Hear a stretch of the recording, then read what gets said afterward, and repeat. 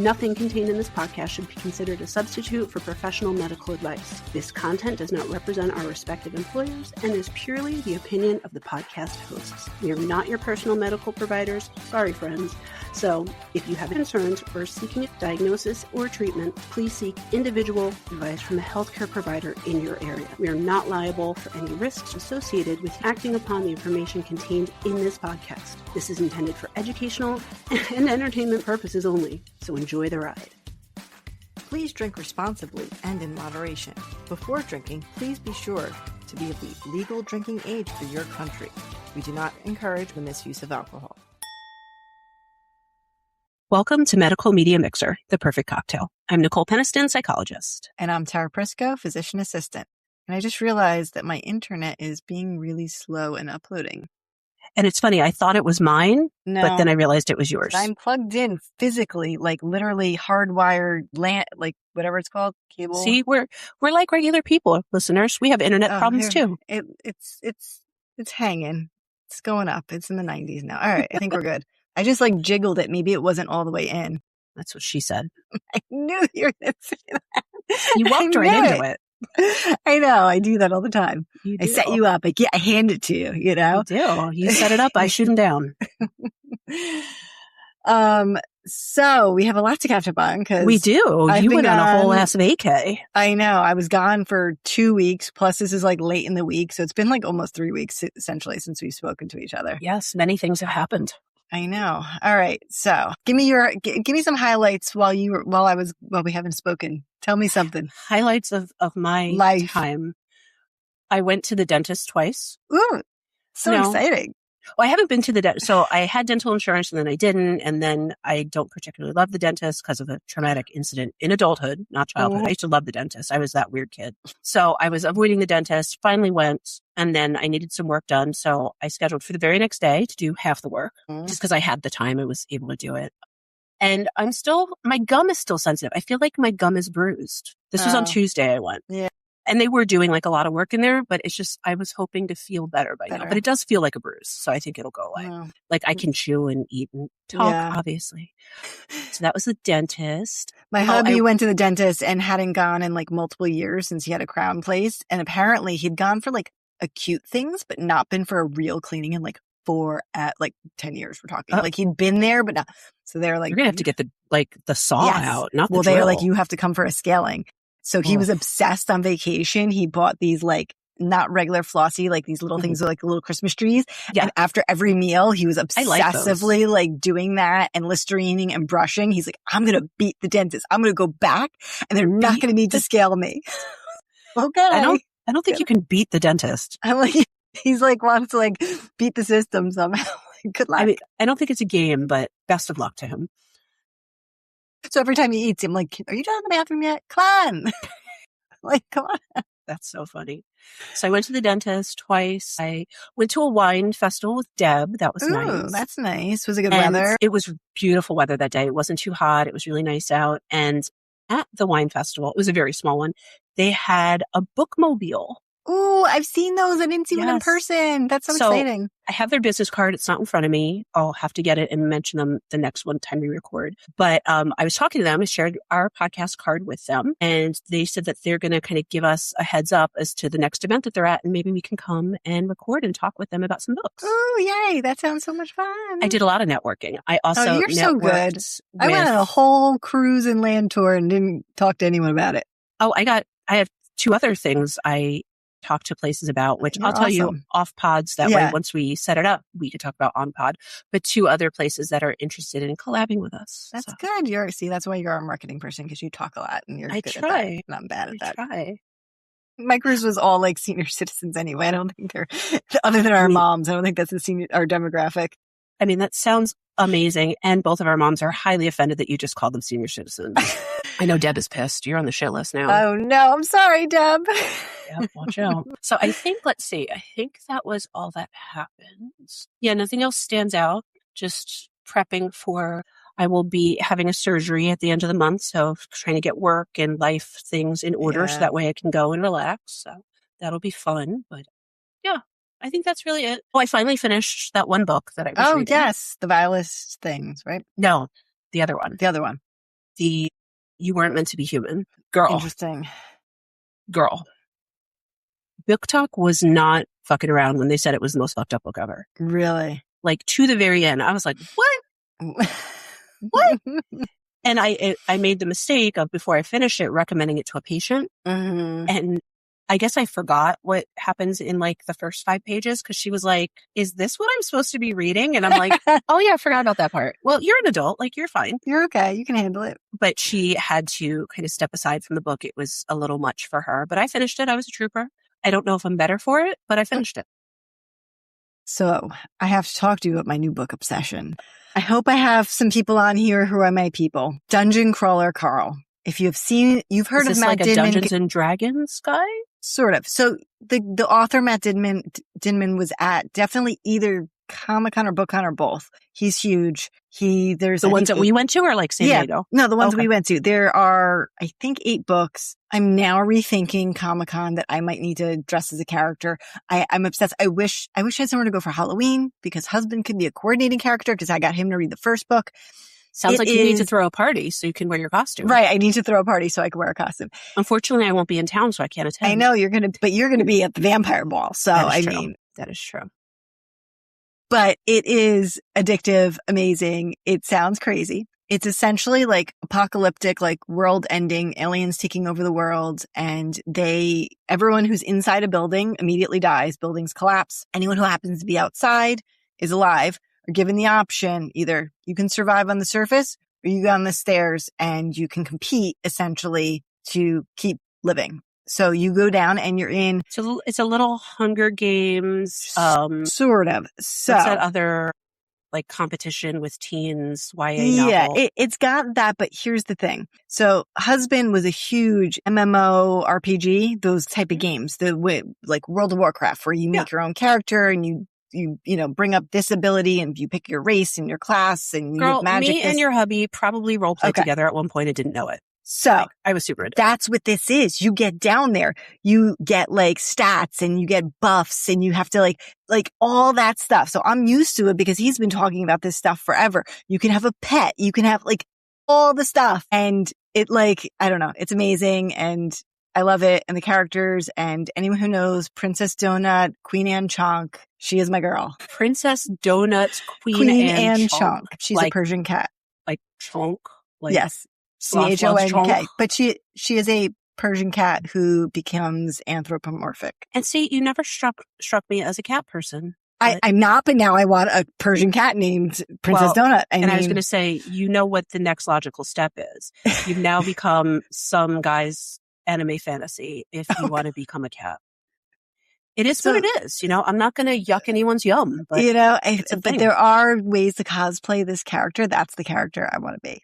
Of course you can. And she wears these purple bedazzled sunglasses. She has a tiara. Ears, I would hope. Well, yes, she has ears. She is an actual cat. Yeah, that's what I'm saying. Like, can't forget the ears behind the crown. Yes. Yeah. I mean, it's just, I'm obsessed. I'm on book 5. I've read them so quick, and I'm going to get through them and then I have to wait for the next one. But I think the next one's coming out it's very soon. So yeah. I hope people out there understand my obsession. Comment, email us. Let me know if you're obsessed as well. And if you're not, tell Tara what you really think about all this. Yeah. So that's my big thing. I'm obsessed with these books. Nice. So is that what you were reading while you were on your cruise? I had originally decided, I was originally going to read this book about Alaska, but then I heard it was depressing and I was like, never mind. I started this other book and I'm like, no, I'm just going to continue this series the whole time. And it was good because it's easy, quick reading. It's not deep literature. So you don't have to you can just lightly read and have fun. Nice. Yeah. I did not finish The Vilest Things, but I'm 3/4 of the way done. I finished that other book first and I'm finishing that. Then I've got a lineup of other books. So I really need to get moving. I know. My list keeps getting longer because I follow all the things about books and then I just put them and add them to on my Kindle. So I just add them and add them if they're on Kindle Unlimited, or if not, I just buy them. And I'm not even counting what's on my Kindle. My physical TBR pile is probably 70 books deep. Oh yeah. See, I don't have physical books other than the free ones we got from BookCon and one other one.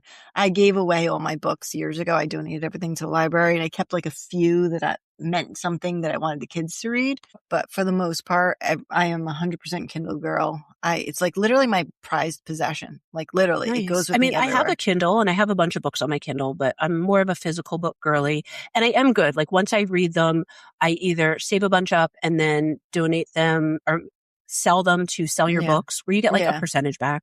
Yeah.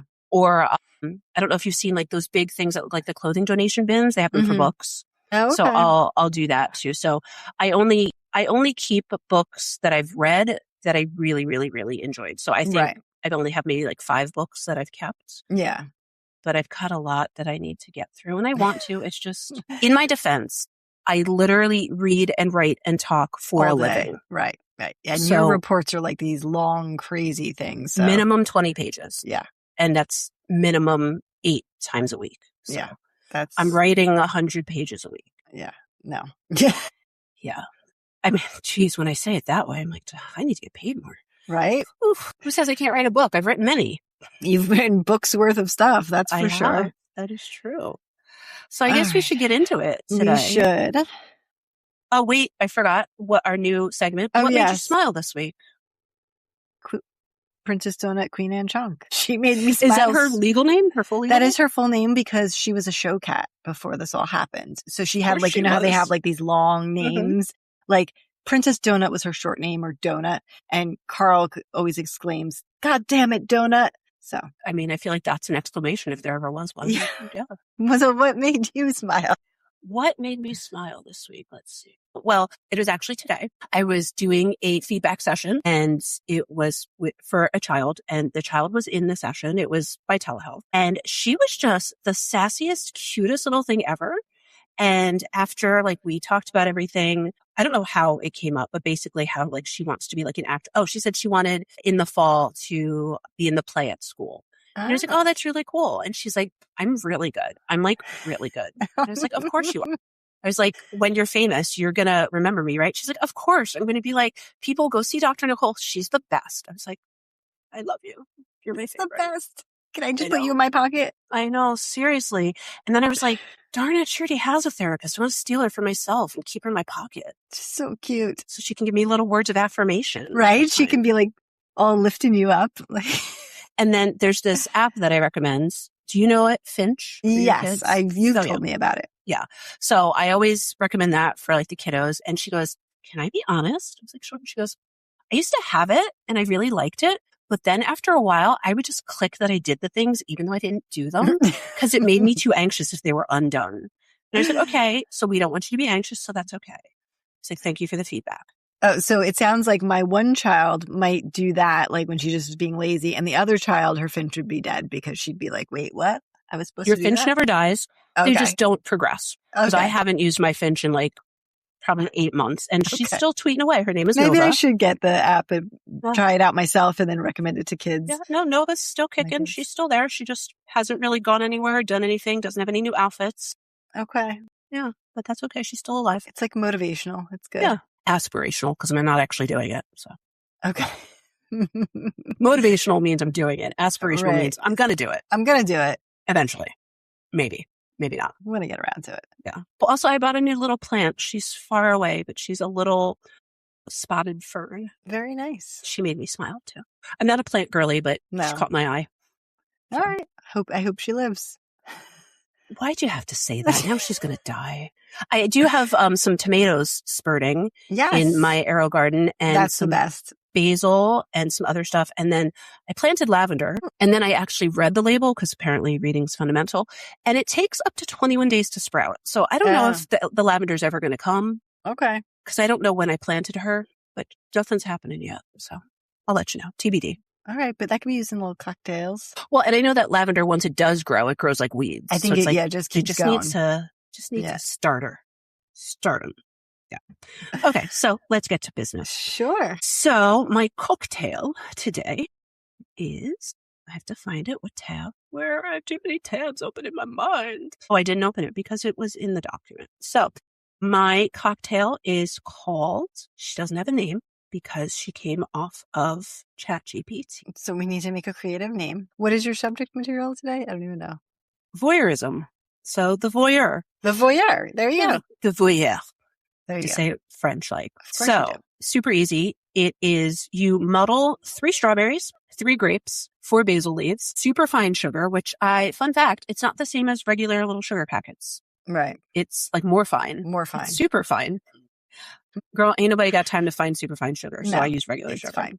Crushed ice. You put all of that, you muddle those things into a shaker. You add the ice. It says 2 parts of vodka, so I did like 2 shots of vodka. Mm-hmm. So I guess that's 2 ounces, technically. And then you just shake it up and then strain it into a glass. So that's what I've got here, and it's pretty tasty. So it's like vodka and fruit. Yeah. It's kind of like a mojito. It's like a mojito, essentially. Yeah. Like a mojito is just liquid on top and... of it, like soda water or anything? No. It's pure vodka. Well, when you muddle the strawberries and the grapes, it is very juicy and watery. Yeah. Like I was surprised. Like I put them in the bottom of the shaker, and by the time I was muddled it, the shaker was like half full with liquid. Okay. So, fair amount of liquid. But it's pretty tasty. So sounds refreshing. Cocktail. It is. Very nice. On mine, I didn't follow the directions, but on purpose. So instead of using regular vodka, I used cucumber vodka. 1, because I love it and I haven't used it in a while. And 2, I just thought it would be refreshing. Yeah. That sounds like it works. Nice. So that's my drink. And then I'm going to talk about a little film on the Netflix, also called Voyeur.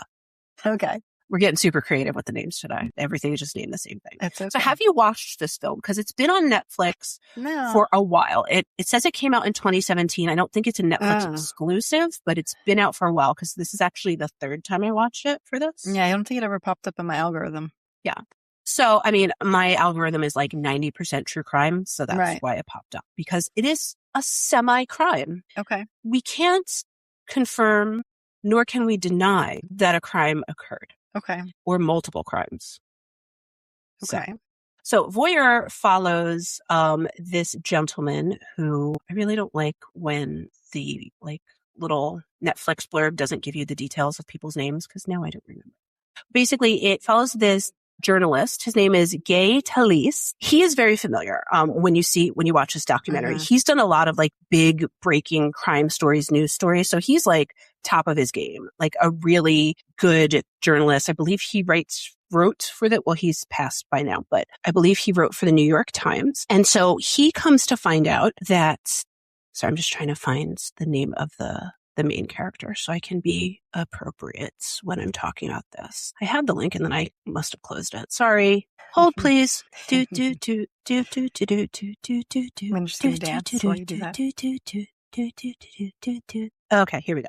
So this journalist, he learns kind of like secondhand about this guy named Gerald Foos, and how he owned a motel in Colorado. And in what he did with this motel is basically he used it as his private voyeurism experiment, where this motel that he purchased, he designed it for the sole purpose of him getting to watch people. Okay. Yes. That's real reassuring. So by the time that Talese finds out about this story, the guy's already gotten rid of the motel, sold it, like this is something in the past, had not really talked about it for a while. And now he's coming out with the story with a lot of encouragement from Talese. Gerald is like, okay, fine, I'll tell you my story, whatever. So basically the documentary starts off with the 2 of them meeting and him kind of talking him into telling him the story, and then him describing to him how he set this up. So basically he had this motel, and it's like the typical, what you think of a motel, like the one, like kind of like a strip mall, all 1 floor motel. Right. Kind of in the middle of the road, middle of nowhere on like the side of a big highway. And basically what he says he did was that he built an observation platform in the ceilings so that he could climb up there and peer into each room through the vents. Wow. And watch people in any room at any time for any reason. And so that's kind of what starts it off. And then, of course, Talese has all these questions like, well, how did you do it? How did you get this idea? When did you start? Blah, blah, blah. Like really digging in deep, because he thinks like he's got a gold mine of a story. Like this guy's confessing to being a voyeur for decades with unsuspecting people who paid him to stay at his motel. Right. So he's going down the rabbit hole. At the point where the documentary starts, the motel is still in existence. So Talese is able to go, he no longer owns it, but it's in existence. I don't think anyone owns it because they're able to like kind of go inside. And he takes him up into like the voyeur area where he can like literally himself look down into those areas and see what it was like. So that kind of sells Talese on, okay, this is a real thing. This happens. Like, this is crazy. And then he starts gathering these stories about some of the craziest stuff that Gerald has watched. And so a lot of it is, obviously watching people engage in sex. He said sometimes he would just watch people like go about their business, and people just like come in, lay on the bed, watch TV, take a shower, walk around. It wasn't always of a sexual nature. He tells us one story that's kind of like crazy because it's like, I don't know if he's necessarily getting like a sexual drive off of it, but he tells us one story about watching someone eat food and then like wipe their greasy hands on the comforter. Okay. But he's like, when he's talking about it, he sounds like he's grossed out about it, but then he says, watch this person do this for like hours. Oh my God. So like, why? why? Yeah. But then he would definitely watch people have sex. He did watch some people engaging in sex work, sometimes saw some violence between people, which he did not stop. He just kind of watched a lot of stuff. He does talk about how he believes, and this is Gerald, the guy who owns the hotel, how he believes someone may have been murdered in his motel. Okay. He sees an assault. He knows that someone is shot. But by the time he kind of like leaves to like go call the police or get help, like the people have left. And so he doesn't know like if someone actually died. He just knows there was some sort of crime or criminal activity, but then the people fled the scene. So he's going on and telling all of these stories. And at this point, this is now like 20, 30 years post motel. So Gerald is telling all these stories. Talese is like enthralled, and he's like, I'm going to write a book about this. I'm going to write an article. Like, we're going to be famous. This is going to be like his swan song because he's nearing retirement, and he's had all of these phenomenal cases, all these phenomenal stories in his life. And he's like, I'm going to end on a high note with this dude. Of course. Yeah. So I just want to share some of the things that he's written. He wrote for he's still living. I thought he passed. Good for you, sir. He was a journalist for the New York Times and for Esquire in the 60s. He's considered a definitive contemporary literary journalism icon alongside Joan Didion, Norman Mailer, Hunter S. Thompson, Tom Wolfe, and Truman Capote. So this dude ain't no slouch. No. Some of his most famous articles were covering Joe DiMaggio and Frank Sinatra. So, and he's from Ocean City, New Jersey. Oh, look at that. Look at that. Local man. New Jersey native. We love you guys. So he was a pretty big deal. And so when he gets this story, he wants to create it into a book, which he wants to call The Voyeur's Motel. And then, like I said, Gerald was the focus of that and his story. However, at some point in time after the book is published, and I mean like days after, we find out that not all the stories are true. Jeez. And then he had made some false statements to Talese, and then Talese thought he was doing his due diligence and fact checking, but he was fact checking through information that Gerald gave him. Right. Like he gave him like articles and stuff like that. And so it really took his credibility into question to the point where literally the book is published on and I'm just making up these days, but like the book is published on a Monday. He pulled the book on like a Wednesday. Wow. And then went on Late Night with Seth Meyers and said, nobody buy this book. It's trash. His own damn book. He was He's like, my story was accurate. I was told inaccurate information. I did not know until this point. So like, if you do buy it, if you do read it, like read it with that in mind. Wow. So like this guy like almost lost his career over this. So this all happened, the book situation all happened in 2016. Luckily for Talese, he did make a comeback in November 2017. He was one of the people who broke the story about Kevin Spacey's sexual assault accusations. Oh, okay. Then later on, he did some other work about sexual abuse survivors and kind of helping the Me Too movement move forward. So he did redeem himself with that. Fun fact about Mr. Talese, he actually appeared as a character in several comic strips of Doonesbury. Do you remember Doonesbury? Oh, yeah, of course. Yeah. He was featured in that. And he's referenced in season 1, episode 3 of Ted Lasso. I love Ted Lasso. I don't remember that, but I'll have to I didn't see Ted Lasso. I know everyone keeps yelling at me about that. So amazing. I tried really hard. I love Roy. He's my friend. So that book that he was talking about that he then kind of said, don't read, that was in 2016. He wrote a book about Frank Sinatra same year. And then he's only written one more book since then. So I think he probably is kind of rounding out the end of his career, but he's been a pretty prolific writer. So I'm going to talk about what voyeurism is and some other things related to that.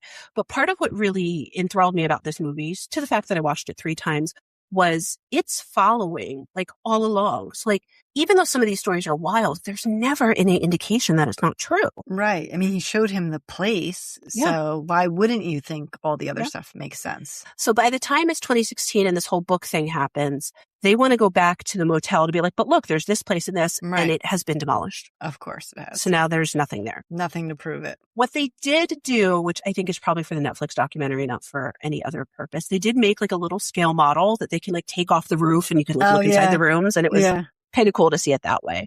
But he goes on like these long tales of these detailed stories, and then to find out that it's not true kind of makes you question reality, because it's like, people can lie and people can be good liars, but they tend not to give details the way that he gives details. Right. We know sometimes when people lie, they give too much detail or too much in like useless detail, but he was giving just enough, to the point where at the end of the documentary, Talese kind of says like, I think he thinks he's telling the truth. Like, I don't think he's lying for the sake of lying. I think he believes these lies he's told himself. I mean, I think he probably watched certain things and sort of like, what's the word? Not exposition. Like he made up in his mind, sort of filled in the rest of the story from what he saw, maybe made it more outlandish than it actually was, like that kind of a thing. Yeah. Yeah. And like part of it in the documentary, Gerald talks to Talese about how his voyeurism started. And it began, according to him, because we can't fact check this stuff, because it's biographical. According to him, when he was younger, he had an unusually close relationship with his mother and his aunts. It doesn't sound like there was any abuse, but definitely some exposure to inappropriate things, like maybe seeing them nude or things like that. And at one point, his aunt apparently lived across the street, and he took to watching her undress. And this is his story. She caught him and yet continued to do it. So that was almost like reinforcing in. Yeah, reinforcing that. So, and he does say at first it wasn't necessarily sexual. It was more like curiosity, like, oh, are they going to catch me? That kind of thrill. But then it did become sexual over time. So fun fact, and actually I've never really looked into this, but I have my husband's word to tell me that after later, many months after he graduated high school, that they found that one of the gym teachers / coaches had a whole thing to look into the boys' locker room, and there was some inappropriate stuff. And I think the guy got, went to jail and all this kind of stuff. So he got a call later, like asking him stuff, I guess, but like, that's all he knew. I have to Google like the details on it. He did not go to a high school right near us, but it's down one of the highways near us, near a mall on Route 22. And I'm sure you didn't triangulate that at all. No, not at all. You can Google it. It's not, this is not me making it up, but the guy, he was a coach for many years, and they all thought he was kind of a weird guy, but not in that way. He was just like extra creepy and like would do weird things, like make you shave with like a rusty razor. If you were a man, you came in, you're supposed to clean shaven in a private high school, and just weird stuff. They never thought that, but apparently it came out later. So yeah. I don't know. Some other things that come up in the documentary that I think are worth just talking about because they're unusual is Gerald at this point, he's married. And I believe his wife met him after the whole motel situation, but she's aware of it. She's heard these stories from him before. And at this point, Gerald is older. I believe he has diabetes and some other health issues. His health isn't the greatest. And initially, his wife supports him in telling the story, figuring like, he's not going to live forever. He wants to get the story off of his chest and kind of come clean. But then as now the suspicions come up and Talese pulls the book and all this other stuff, there's a lot of negative backlash towards Gerald. And his wife is still kind of like an undying supporter of him. But then there's an interview with her where she's kind of like, yeah, I kind of didn't believe it. So it's like, you support him. And like, she's such a lovely woman. Like when Talese comes like visit them, like he brings her flowers because she's just like one of those like lovely. But how do you get wrapped up in that? Like, how do you like hear that and be like, sure, let's get married? Well, and I think part of it is because it had been so much time between when it happened and then when she's meeting him. So there's definitely some really odd. And I think this is where like you then start to question reality. He makes some allusions to maybe there was some mafia involvement and that's why he kept quiet, or maybe he was, running money, or the stories get bigger and bigger and bigger, but like for no reason, because we've already found out you were lying. Yeah. But his wife is like the sweetest. And it gets to a point where she's like, well, this is stressing him out and now nobody believes him. And like, I don't want him to die from this. And it's like, so sweet because she just loves her man. She's very sweet, but she's also like, this guy, this reporter, he's so nice to us. And like, he's our friend. And, it hurts that he doesn't believe us anymore. But I'm like, but you just said you didn't believe it anymore, girl. So she's lovely, but she's a little misguided. And honestly, the way that she comes across is just maybe she comes across as too innocent, but I feel like it's an act, but like not a negative act. I feel like she's just like, we've all met women who for some reason kind of take on this personality of like the dumb blonde or the dumb whatever. Right. And I feel like that's kind of this persona she's taken, but I think she's way smarter. I think it's just, that's the way that she chooses to go about her life. And, like I said, she's a very lovely, sweet woman. So good for her. But it's like, if you thought this was fake, why did you say like do a documentary, write a book? Like why was there encouragement? We come to then find out that maybe they were having some monetary issues. Right. There's another part that has like nothing to do with the motel where Gerald says he has like hundreds of thousands of dollars in like baseball cards and these other collectibles, which he actually does have. Like he does show them on film and like, but he's like, but I'm not going to sell them. But it's like, that's kind of his MO is like he trumps himself trumps things up. Yep. Exactly. Everyone knows somebody like that. Yeah. And I feel like a lot of times those people, like it starts off very innocent. Like they're just trying to keep up with everyone else. They're just trying to be on the same like level as other people, especially if they don't have the best self-esteem. But then it goes a little too far and then everyone questions you and then you're like, it didn't even make sense what I just said. Yeah. So with all that in mind, as I said, I alluded to, there were some sexual things. And I say it that way, that he was observing other people engaging in sex acts. He never fully admits to having a sexual thrill from that, but he also doesn't say that he didn't get off from it. So it's like, if you're watching, like he does talk one time about the way he describes it is like he's watching like these porn stars. I don't think they're actually porn stars. They're probably just like very attractive people having sex. But he was like, yeah, they were like really good and they were going at it for hours. And I was just like, I think you're enjoying this. Like, yeah, I think so. But I also think there's something to be said about, and because we've all been in a situation where you saw something maybe you weren't supposed to see. Right. That like there is a little bit of a thrill in it. Like, oh my gosh, I wasn't supposed to. Right. Did you see that? I can see that to in the very beginning. Yeah. But making an entire hotel that you built an extra viewing platform is a little something. At this point, was that platform built so that Talese could see it? Or was it there all along? Like there's a lot of unanswered questions that I don't think will ever be answered. And maybe that's kind of the point is like, just like with voyeurism where you're not supposed to watch this, maybe we're not supposed to know this. Yeah. We're not supposed to know if it's true or not. We're not supposed to know that. And sometimes it's okay with not knowing. I think especially in this age where everybody has to have an answer for everything you're Googling, you're searching, maybe it's okay to not know some stuff. I guess. Yeah. So voyeurism as a word is a type of paraphilia. Do you know what a paraphilia is? So we were, what's funny? Okay, wait, we were literally just talking about philia at the table today at dinner with my kids. Which means love of. And that's what I was saying. But my husband's like, it's got a big connotation, necrophilia, like all these things. And I'm like, but I'm like, I'm like, hydrophilia or like it's just a Latin root word that means love of versus like phobia. Like it's just the opposite of phobia. But we had a whole conversation right at dinner. I'm like, I swear I use philia all the time in a completely normal context. Well, I feel like it comes up in medical things. Yeah. More often than in other people's language. So you said paraphilia? Mm-hmm. Yeah. It's not quite as easy to break down. Yeah. Can be so many different things. I don't know. It doesn't mean pair. No. Doesn't mean two. No, I don't know. I mean, technically it could mean two. Two? I don't know. Paraphilia. Paraphilia is an uncommon, intense, persistent sexual arousal or attraction to anything not sexual by nature. So, I see that. So sort of aside of, or para meaning like how paranormal is like outside of, like parallel. Parallel. There you go. Like, I get it. Yeah. So a paraphilia has also been defined as a sexual interest in anything other than legally consenting human partners. We're not going to talk about the legalities of all this because a lot of this stuff either currently is or once was a crime and is no longer, or is a crime but is often not prosecuted. Right. So for voyeurism, that's something that's often referred to as like being a peeping Tom. Peeping Tom, yeah. Yes. A watcher. Or I've never heard of this term. Maybe it's a British term. It sounds like a British term. Jags. Jags. Yeah.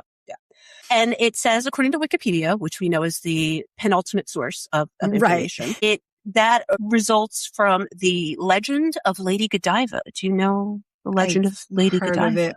Don't know it. Like, I've heard it, like the reference of Lady Godiva. Isn't there a song? Yes. Yes. There is.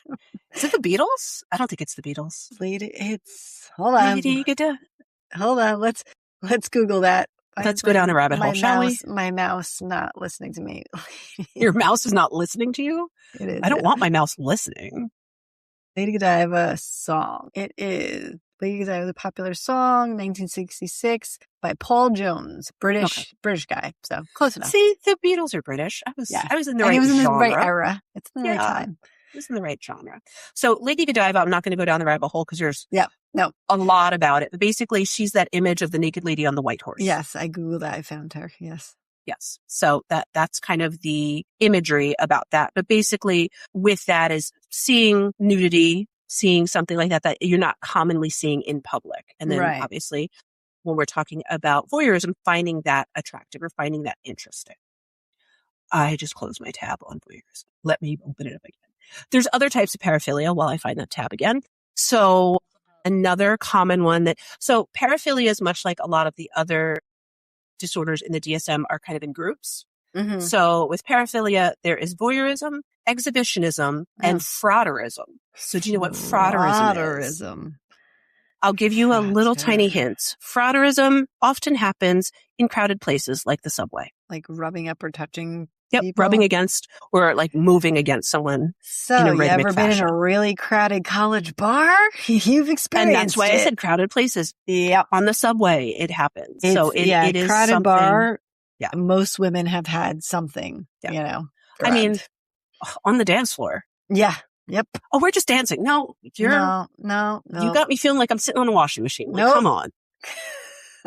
So that's frotteurism. And that is a paraphilic interest in rubbing, usually the person's pelvic area or erect penis against a non-consenting person for sexual pleasure. Mm-hmm. It doesn't say it in this, but typically, my understanding of it is typically the person is not aware that it's happening until maybe there's been some sort of climax or it's happened enough times that it is obvious. And it was first interpreted as a sign of a psychological disorder by French psychiatrist Valentin Magnan, who described 3 acts of frottage, which is rubbing.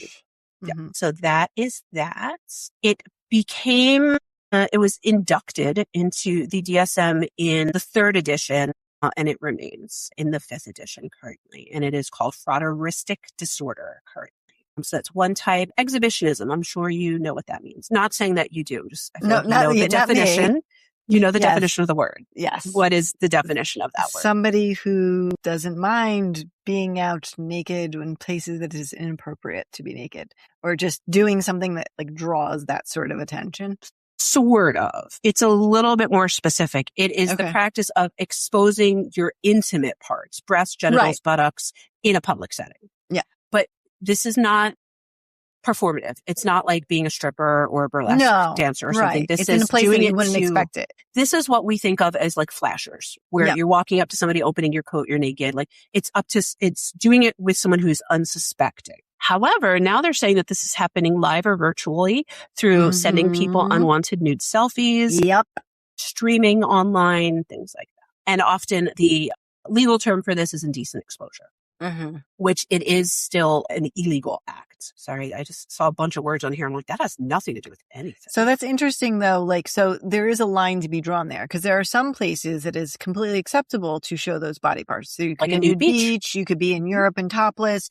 You can technically be a female topless in New York City because it is legal to be topless, like in New York City. I don't know if you knew that. I did not know that, but thank you for sharing. Let's go do it.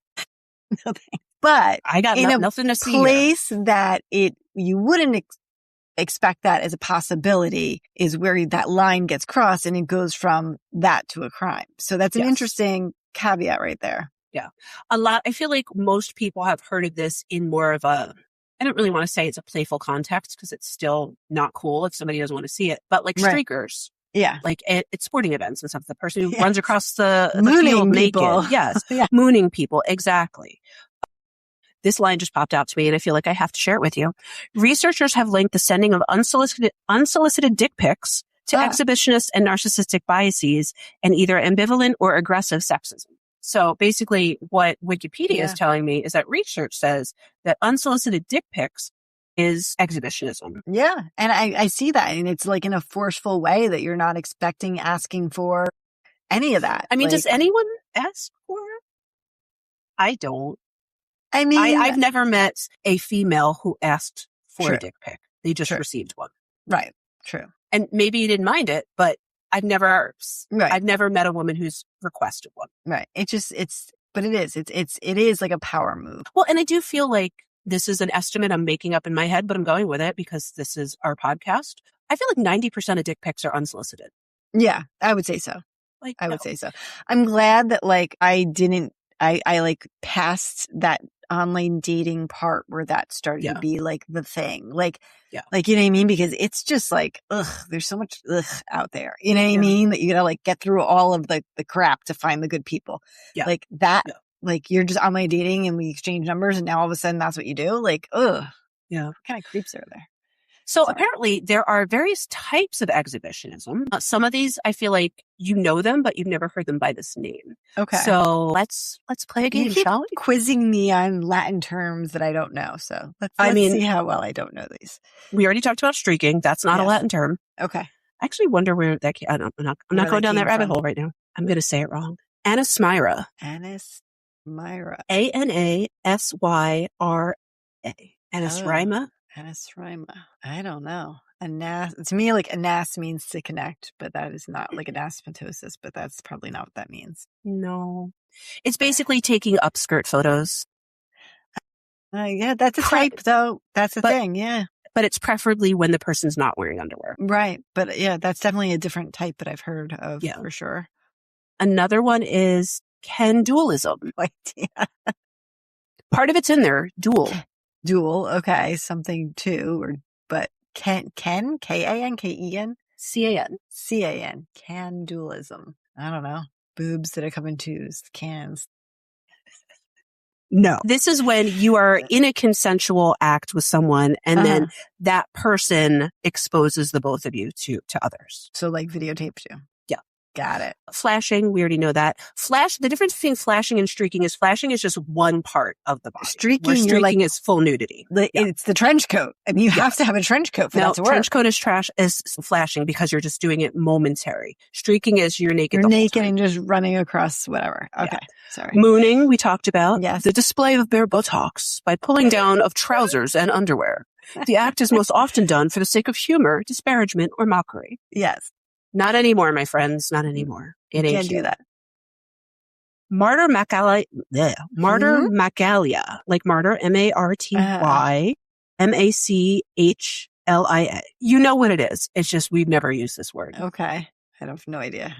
It's basically when you enjoy watching other people have sex with them knowing that you're watching. Okay. I wonder where these terms come from. Like some of these are, I don't know. Well, I'm laughing because of the next one. It's right there in the word. Reflectoporn. Reflectoporn. What do you think reflectoporn is? Is that porn? Is that sex in the mirror? I don't know. Kind of, yeah. It's the act of stripping and taking a photograph using an object with a reflective surface, such as a mirror. It can be a toaster, a TV. So it's like you're not taking the selfie, you're taking the reflection picture. And people who pretend like they didn't know that was in the background of their picture. Yeah. Mm-hmm. Yeah. So yeah, that's a whole thing. Reflectoporn. Wow. Streaking. Here's a good one. And I really do love this word. I don't feel like we use it enough. Scatologia. Where are these words coming from? Scatologia. Telephone scatologia. Telephone scatologia. Is that just a spicy call? Like, yeah, it's like when somebody calls and they're like breathing or gross. Yeah. Okay. That's what that is. This one, I'm not buying it, but we'll go with it because it's on the Wikipedia page. Underwear as outerwear. Okay, is that like superheroes? So this is like when a girl, do you know what a whale's tail is? Oh, yes, I do. Yeah, so it's like having a whale's tail, wearing maybe a shirt that like is open enough so your bra's hanging out. Got it. I don't know. I go back and forth on that because yes, it is purposeful. It tends to be to entice someone, but I also feel like depending on the time, it's fashion. Not that I think it's fashionable, but it's also the age. I mean, we've got a whole ass song. Wait, exactly. But really quick, I just thought of with that scatologia, the heavy breathing. I bet that has really fallen out where it doesn't happen because it's not like you're picking up a landline. People don't answer phones your anymore. Phone calls. You see it's not a number you don't know, but back in the day you could dial any random number and somebody would pick up, but that doesn't happen anymore. Yeah. Yeah. So if that was your thing, sorry. I'm sure they found something else. I'm sure they found another yuck to yum. So, and then we talked about voyeurism. So as going back to that, because I finally found it, most voyeurs do not have voyeuristic disorder. Okay. Why do you think that is? There's something that makes it pathology. It has to. Yeah, we kind of just talked about it. I don't know. It has to make it pathology. But how if it's criminal or if it. So with paraphilias, and this is kind of answering the question without answering it, it becomes to the point where people must engage in these acts to reach climax. So it almost gets to a point where they can't otherwise. Got it. Exactly. So like think of like a really hardcore fetishistic disorder, which we'll get into in a minute. If you've got a foot fetish, you need that high heel shoe or you need to see those feet. Without that, that's not going to work. And so I think that's kind of where this is going. I think the other part of it too is sometimes when someone is being a voyeur, they're not necessarily only watching the sexual acts. They're watching other acts as well. Right. And so that takes out that piece of it. So we talked in the past about sadism and masochism on our Dying for Sex episode. So I won't go into that. I'm not going to go into it because we all know what it is, but pedophilia is a fetishistic disorder. And then I don't believe it's in the DSM. And I do look at this. I've got my Bible. DSM. And I got the big one. You got like tabs in there? Look at that. Oh yeah. Girl, if you use it enough, you need the tabs or else you're going to be flipping for ages. I didn't think that transvestic disorder was in here anymore. So let me look. Okay. This is the newest edition. So there were some changes to certain things, changes to some titles. Okay. So here we go. Let me go to the sexy section in the back. The sexy section of the DSM. So we've got voyeuristic disorder, exhibitionistic disorder, frotteuristic disorder, sexual masochism, sexual sadism. It is still in here. Pedophilic disorder, fetishistic disorder, transvestic disorder. So let's see, what is the difference? Okay, so here they're talking more about those folks, not that they are. So let me back up. For a very long time, we inappropriately use the word transvestite to describe someone who is transgender. Which is two different things. And and this is talking more about that transvestite situation where someone is getting a sexual thrill off of wearing the fabrics, materials, clothing of the opposite gender. Right. Or getting aroused by thoughts of themselves as the opposite gender. I find this odd though, as I'm reading it. It says images of self as a woman. So only a man that doesn't make sense. That doesn't make sense. I guess traditionally in the way it was thought of before, but yeah. Have you ever seen some real good kings? Oh, no. I mean, I'm sure. Yes, absolutely. But I guess in the, previous understanding of this. Yeah. Do you remember at the bar in Cranford that there used to be the one person who was a male who dressed like a female? And I'm not sure if they were just ahead of their time and were wanting to be transgender, but I didn't think of it that way. And they were lovely. I would sit and we would have conversations, and I kind of feel like I can't remember their name, but anyway, but it was such a thing at the time because it wasn't accepted, but all the bartenders were very protective of them. Right. And were like you can sit and chill and talk and be friendly, but not make fun of, not disparage. And it was an interesting situation because of that time, we're talking late 90s, early 2000s. Like some of this was before I was 21. So even like up to the year 2000. You were at a bar before you were 21. I know. But yeah, we used to just sit and chit chat and they were very super friendly. And occasionally they'd buy a drink for somebody. But yeah, it was interesting because in that situation where things were not accepted at that time, everyone was very kind and knew not to like mess with them and accept them. So it was cool. Which is good that it was a supportive environment like that. Right. So what I'm seeing here, it'll be linked in the show notes, is that using this term transvestic disorder is diagnosed by a professional when the person themselves is saying that they do these things and find it distressing. Right. So that that's affects taking their it away life from in some being way. transgender and where it's Right. preference and they feel better or feel more like themselves in that way. Right. So there's a difference. Yeah, there is the difference. I do feel like, especially for maybe some folks of our generation, definitely older generations, there's still this misnomer of that they're interchangeable. We know that they are not, but that's what that is. And then I think too, we've all heard stories about people who are doing this in secret and then they're found out, but they're not making a transition or they're still attracted to their partners. And so I think it goes with these other disorders where these are things that a lot of people have a lot of shame around and hide about themselves. And so that dissonance, that cognitive dissonance is what makes it the disorder because it's causing them problems. Not Right. that the actual act of whatever they're doing is necessarily wrong, Right. with the exception of pedophilia. That is not a consenting person. Children cannot give consent. End of story. But these other things that could in the right situation be less threatening or more consensual, that tends not to be the situation that these people are doing them in. Right. And so that's what's making it a disorder. A disorder. Where, these days with the interwebs and everything, you can find somebody who's into what you're into and the two of you guys do it together and it's all cool. And then it's not a disorder. Right. So, which I think that's maybe one of the positive things about the internet and things being so searchable is that if you're into something and you've got some shame around it, you can find your community.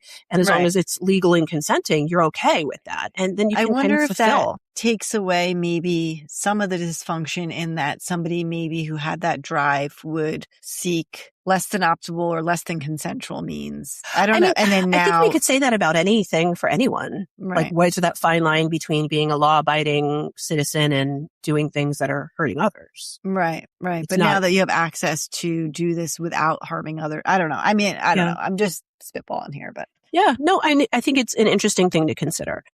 So there'll be a bunch of show notes linked about, the DSM, what's in there currently. DSM is always under revision. So what we're calling things now may not be a disorder in the future or may be reconceptualized as something different. And I think a big misnomer or misconception about psychology and the DSM, which is the big book of psychological disorders, is that everything in here is bad. There are not value judgments with this stuff. Right. This is something that doesn't happen very often. It causes distress for the person. This is what we call it, so we know how to address it. That's what that is. Right. Of course, there are some things in here that do carry more negative weight than others, certain diagnoses, but that is not the intent of what this is. Yeah. So that's what I got for that. Yeah. So you can watch the film. It was a lot. It was quite long too. Cause like I said, I had watched it like twice before. And then when I went to watch it again, I was like, damn, this thing's long. I'm bored. But it's probably because I watched it twice before. Yeah. So I had put out a little thing last week when we were away because we were closing out July trying to. I know. And you didn't share it with me. I would have shared it. It was just really quick because I was like on, internet on the boat, but we were getting very close to certain milestones that I'm just pushing us to achieve. And then I was like, we didn't quite make the number I wanted, but I went back and I looked at where we were a year ago. And I was like, I'm not going to do this math. I'm going to ask Claude to do this math for me. But I was like, did you hear Claude hacked into something? Oh, no. Yeah. Oh, no. My boyfriend. Your boyfriend was up to no good. You like the bad boys. So I was like, what percentage improvement is this from last year to this year? And so from July of last year to July of this year, we have a 224% more downloads in the month. So we can't, yes, it's not the number I aspire to. But the growth is there. And so that made me feel better. Like in the end, when I looked at it, I'm like, wow, almost 225% improvement in that year. So I want to think about it in like that positive way. But all our friends out there, listen to all our backlog, even if we didn't know what we were doing in the beginning. I mean, tell a friend. You got some funny stuff on there. I know. There's definitely some like references. I have some funny stuff on there. Yes, you do. But some random references, random things that we said that like we can never recreate again. And like tell a friend if you like us, like somebody who's like-minded and you think might listen to us because it made me feel better when I look back at it. I'm like, we can only continue to go forward from here. We're not losing anyone. We're just, ticking along. And was a little worried when I mentioned back that like Singapore had jumped up exponentially. And I'm like, is this a bot? Why would a bot be downloading us? Singapore loves us. Leave them alone. But then, they're not all a bot. Because there was one big giant like day that a bunch. But then I've seen like little trickles. So I'm like, that's less likely to be a bot. I think it's real people. Because you were rude and they were like, F you, we're not listening. No, if you're real people, email us so I can know you're real people. We know that you're real. We love you. Keep listening. Share I was with like, a why friend. do bots want to download us? What is it? I don't feel like it's bots because we're not making any money. I know. So I don't know. They're not going to get anything from us. I don't know how this works. But so I'm like, oh, I think this is real. And like there was some other like countries and other states. Utah jumped up. So nice. Hey, you know what? In Utah. Because I love the Real Housewives of Salt Lake City. It's true. That's true. Listening. You have referenced that many times that it's them. They're listening. I was literally just watching it before we started. Those housewives are listening right now, Nicole. Oh my God. If you guys are listening, Mary, I love you. I don't think your church is a cult. Heather, I love how you speak out and support people who have left Mormonism. Brittany, hi. not a favorite. Meredith and Lisa, hi. Bronwyn, love your fashion, girl. Love it. Love it. You are fabulous. Okay. And if I forgot anyone, I love you guys too. So anyway, we appreciate you guys and thank you for being here for our growth. We're getting there. We're doing it. We're getting there. We will continue to get there. And I think the most important thing is we still have fun doing this. We wouldn't keep doing it if we weren't enjoying it. Exactly. It's not like a job. Yeah. All right. So thank you for listening to Medical Media Mixer. The perfect cocktail. Cheers. Cheers. Empty wine glass. Boo. No empties. Thanks for tuning in to this episode of the Medical Media Mixer podcast. If you enjoyed the conversation, don't forget to subscribe, rate, and review us on your favorite podcast platform. Your support helps others find the show. Want to keep the conversation going? Follow us on social media. We're at Medical Media Mixer Podcast on Instagram, Facebook, TikTok, YouTube, and on Pinterest, the Medical Media Mixer board. If you'd like to support the show and help us grow, check us out on Patreon. Patreon.com/Medical Media Mixer Podcast. And on Buy Me a Coffee, buymeacoffee.com/Medical Media Mixer Podcast. If you have a topic idea, feedback, or just want to say hi, send us an email at medicalmediamixer@gmail.com. You can also stream all of our episodes and find more info on our website, medicalmediamixer.podbean.com. We're available on all major podcast platforms, so no matter where you listen, we're there. Thanks again for listening, and until next time, keep mixing medicine and media.